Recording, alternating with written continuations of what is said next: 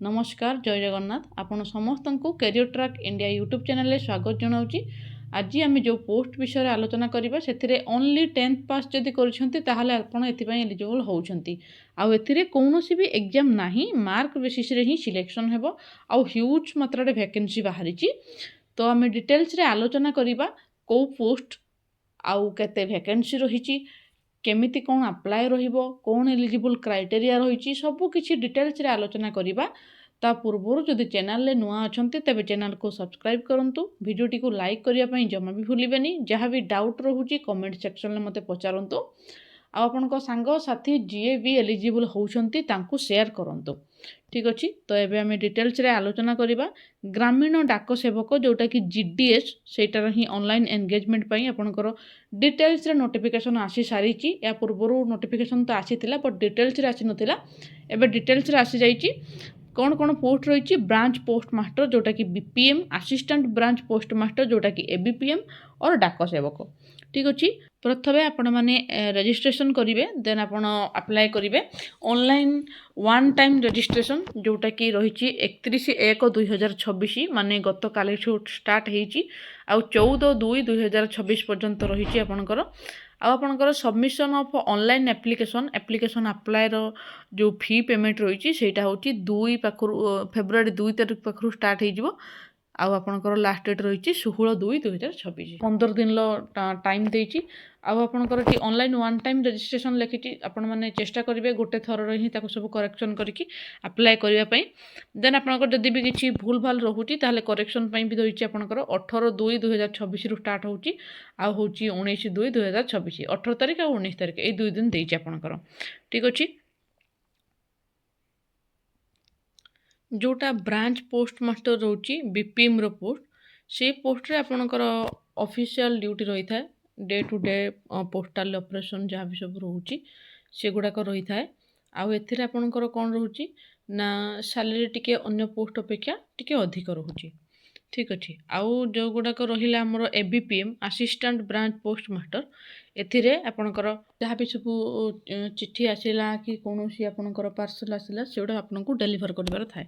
ठीक अच्छे तो बीपीएम तल को एकर सैलरी थाए।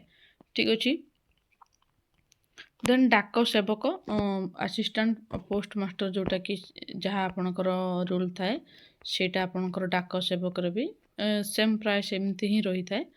देन आपणकर सैलरी केते कौन रहिबो ना बीपीएम जो माने से मानकर 12,000 रु नेकी 29,380 पर्यंत सैलरी रहे 12,000 तार बेसिक पे रोची ता सहित आपणकर अलाउंस मिला कि जहाँ मिलिबो। देन एबीपीएम और डाक सेवक ये दुईटा जाकर सेम सैलरी रोची 10,000 रु नेकी 24,470 पर्यंत रोची आपणकर 10,000 टा बेसिक पे थाए ता सहित किसी अलाउंस मिसिकी आपनको मिले। ठीक अच्छे एलिजिबल क्राइटेरिया कौन मागिची एज लिमिट आपणकर मिनिमम 18 वर्ष होइतिबो आ मैक्सिमम 40 वर्ष रही। ठीक अच्छे देन आपणकर कास्ट वाइज आपणकर किसी रिलैक्सेशन रही शेड्यूल्ड कास्ट आउ शेड्यूल्ड ट्राइब जो मैंने एससी एसटी तांकर 5 वर्ष रही अदर बैकवर्ड कास्ट जो मैंने ओबीसी रहिले तांकर 3 वर्ष देन जो मैंने ईडब्ल्यूएस इकोनॉमिकल वीकर सेक्शन तांको पई रिलैक्सेशन कौन भी नाही हला आउ जो रहिले पीडब्ल्यूडी तांको पई 10 वर्ष पीडब्ल्यूडी प्लस ओबीसी माने जो ओबीसी पिला माने पीडब्ल्यूडी थे 13 वर्ष रही एससी एसटी जो पिला माने पीडब्ल्यूडी थे से 15 वर्ष रिलैक्सेशन रोची। ठीक अच्छे देन एजुकेशनल क्वालिफिकेशन आपन जदि मिनिमम 10th पास करिसंती ताहले आपन एथिपई एलिजिबल होउछंती बोथ बीपीएम आ एपीपीएम पई आपनकर मिनिमम 10th पास जदि करिसंती ताहले आपन एथिपई एलिजिबल होउछंती। तापर आपणकर एथिरे अदर क्वालिफिकेशन कौन मागिची ना आपणकर कंप्यूटर नॉलेज जेमती रहिथिबो आ साइक्लिंग आपन जेमती जानिथिबे देन आपणकर एडिक्यूट मीन्स ऑफ लाइवलीहुड।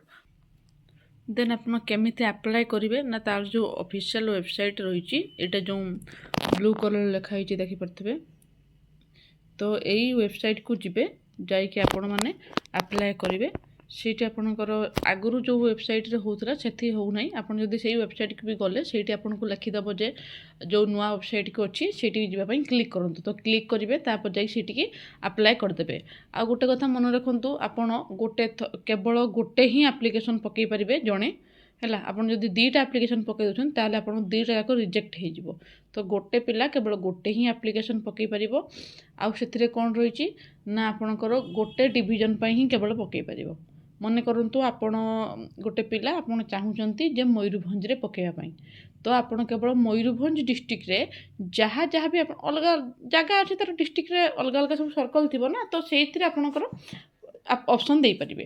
ଠିକ୍ ଅଛି। କିନ୍ତୁ ଆପଣ ଯଦି କହିବେ ଯେ ମୁଁ ମୟୂରଭଞ୍ଜରୁ ଗୋଟେ, ବାଲେଶ୍ୱରରୁ ଗୋଟେ, ଭଦ୍ରକରୁ ଗୋଟେ, ଏମିତି ପକାଇ ଯିବେ, ସେମିତି ହେବ ନାହିଁ। କେବଳ ଗୋଟେ ହିଁ ଡିଷ୍ଟ୍ରିକ୍ଟରେ ଆପଣ ପକାଇ ପାରିବେ ଗୋଟେ ପିଲା। ଠିକ୍ ଅଛି। ସିଲେକ୍ସନ୍ ଆପଣଙ୍କର କେମିତି ହେବ ନା ଆପଣଙ୍କ ମାର୍କ ବେସିସ୍ରେ ହିଁ ସିଲେକ୍ସନ୍ ରହିବ। ଆପଣଙ୍କର କହିବାକୁ ଗଲେ ମେଟ୍ରିକ୍ରେ ଯେଉଁ ମାର୍କ ଅଛି ସେଇ ମାର୍କ ଅନୁସାରେ ହିଁ ଆପଣଙ୍କର ସିଲେକ୍ସନ୍ ହେବ। ଠିକ୍ ଅଛି। କ'ଣ କ'ଣ ଆପଣଙ୍କର ଡକ୍ୟୁମେଣ୍ଟ ସବୁ ଦରକାର? ଆପଣଙ୍କର ପ୍ରଥମେ ତ ଆପ୍ଲିକେସନ୍ ଆପ୍ଲାଏ କରିବେ, ଯେଉଁମାନଙ୍କର ମାର୍କ ବେସିସ୍ରେ ସିଲେକ୍ସନ୍ ହେଇଯିବ ସେମାନଙ୍କର ଡକ୍ୟୁମେଣ୍ଟ ଭେରିଫିକେସନ୍ ବି ହେବ।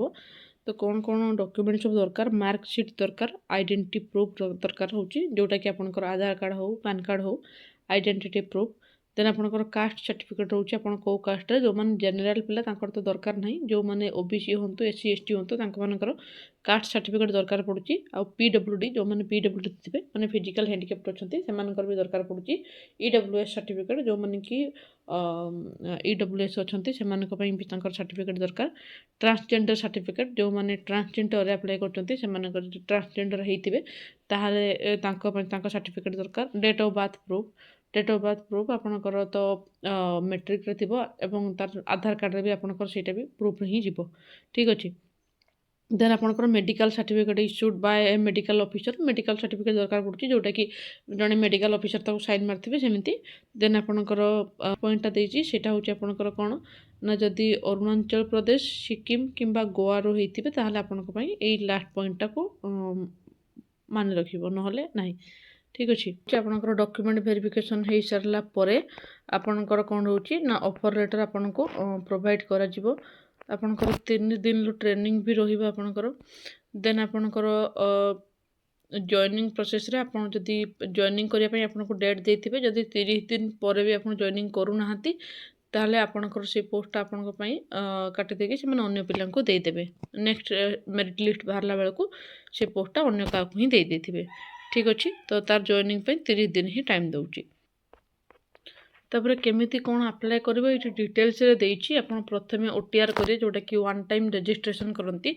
ଫାର୍ଷ୍ଟ ଥରେ ରେଜିଷ୍ଟ୍ରେସନ୍ କରିଦେଲେ ନେକ୍ସଟ ଟାଇମ୍ ବି ଯଦି ଆପଣ ଆପ୍ଲାଏ କରିବେ ଆଉ ରେଜିଷ୍ଟ୍ରେସନ୍ କରିବା ପାଇଁ ପଡ଼ିବନି, ଆପଣ ଡାଇରେକ୍ଟ ଅନଲାଇନ୍ରେ ଆପ୍ଲାଏ କରିପାରିବେ। ଠିକ୍ ଅଛି। ଏଇ ଯେଉଁ ତାର ସାଇଟ୍ ରହିଛି ୟା ଉପରେ କ୍ଲିକ୍ କଲେ ଆପଣଙ୍କର ଅଫିସିଆଲ୍ ସାଇଟ୍ଟି ଓପନ୍ ହେଇଯିବ। ଦେନ୍ ଆପଣ ଯାଇକି ସେଇଠୁ ହିଁ ଆପ୍ଲାଏ କରିପାରିବେ। ଫାର୍ଷ୍ଟ ରେଜିଷ୍ଟ୍ରେସନ୍ କରିନେବେ, ତାପରେ ଆପ୍ଲାଏ କରିଦେବେ। ରେଜିଷ୍ଟ୍ରେସନ୍ କଲାବେଳେ ଆପଣଙ୍କର ସବୁ ଡକ୍ୟୁମେଣ୍ଟ ଦରକାର ପଡ଼ିବ, ଡକ୍ୟୁମେଣ୍ଟ ସବୁ ଅପଲୋଡ଼ କରିଦେବେ ସ୍କାନ୍ କରିକି। ଦେନ୍ ଆପଣଙ୍କର ଆପ୍ଲାଏ କରିଦେବେ। ଠିକ୍ ଅଛି। 100 ଟଙ୍କା ଆପଣଙ୍କର ପେମେଣ୍ଟ ଲାଗୁଛି। ଆଉ କେଉଁମାନଙ୍କର କିଛି ପିଲାମାନଙ୍କର ଫ୍ରି ରହୁଛି, କେଉଁମାନଙ୍କର ନା ଫିମେଲ୍ କ୍ୟାଣ୍ଡିଡେଟ୍ଙ୍କର ସବୁ ଫ୍ରି ରହୁଛି। SC ST ପିଲାମାନଙ୍କର ବି ଫ୍ରି ରହୁଛି। PWD ଏବଂ ଟ୍ରାନ୍ସ ଓମେନ୍ ଆପ୍ଲିକାଣ୍ଟ ଏମାନଙ୍କର ସବୁ ଫ୍ରି ରହୁଛି। ଠିକ୍ ଅଛି। ତାହେଲେ କହିବାକୁ ଗଲେ କେବଳ ଜେନେରାଲ୍ ପୁଅ ପିଲାମାନଙ୍କର 100 ଟଙ୍କା ଲେଖା ଲାଗୁଛି। ଠିକ୍ ଅଛି।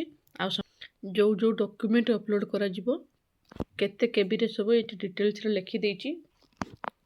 ସିଗ୍ନେଚର୍ ଆପଣଙ୍କର ବ୍ଲାକ୍ or ବ୍ଲୁ ପେନ୍ରେ ଦେବେ। ଫାଇଲ୍ ଫର୍ମାଟ୍ ଦେଇଛି, ଫାଇଲ୍ କେତେରୁ କେତେ ଭିତରେ ରହିବ ସବୁ କିଛି ଡିଟେଲ୍ସରେ ମେନସନ୍ କରିଦେଇଛି, ଆପଣମାନେ ଏଠି ଚେକ୍ କରିଦେବେ। ଦେନ୍ ଏଠି ରିଜନାଲ୍ ଲାଙ୍ଗୁଏଜ୍ ଦେଇଛି, ଆପଣ ଯେଉଁ ଯେ ରାଜ୍ୟ ପାଇଁ ପକାଇବେ ସେ ରାଜ୍ୟର ଯେମିତି ରିଜନାଲ୍ ଲାଙ୍ଗୁଏଜ୍ ଆପଣମାନେ ଜାଣିଥିବେ। ତ ଆପଣ ଯେହେତୁ ଓଡ଼ିଶା କଥା କହୁଛି, ଓଡ଼ିଶାରେ ଓଡ଼ିଆ ହିଁ ଅଛି, କେବଳ ଓଡ଼ିଆ ଜାଣିଥିବା ପିଲାମାନେ ହିଁ ଆପ୍ଲାଏ କରିବେ। ତ ଯାହା ବି ସବୁ ଏସେନ୍ସିଆଲ୍ ଜିନିଷ ଥିଲା ସବୁ କିଛି ମୁଁ ଭିଡ଼ିଓରେ ଡିଟେଲ୍ସରେ କହିଦେଇଛି। ଯଦି କିଛି ଡାଉଟ୍ ରହୁଛି ତାହେଲେ ତୁମେମାନେ ମୋତେ କମେଣ୍ଟ ସେକ୍ସନରେ ପଚାରିପାରିବ। ୟାର ଆପ୍ଲାଏ ଭିଡ଼ିଓ କେମିତି କ'ଣ ଆପ୍ଲାଏ କରାଯିବ ଆପଣମାନେ ଯଦି ଜାଣିବାକୁ ଚାହୁଁଛନ୍ତି ତାହେଲେ ମୋତେ କମେଣ୍ଟ ମାଧ୍ୟମରେ ଜଣାଇଲେ ମୁଁ ଏହାର ଆପ୍ଲାଏ ଭିଡ଼ିଓ ବି ନେଇ ଆସିବି। ତ ରହୁଛି। ଜୟ ଜଗନ୍ନାଥ।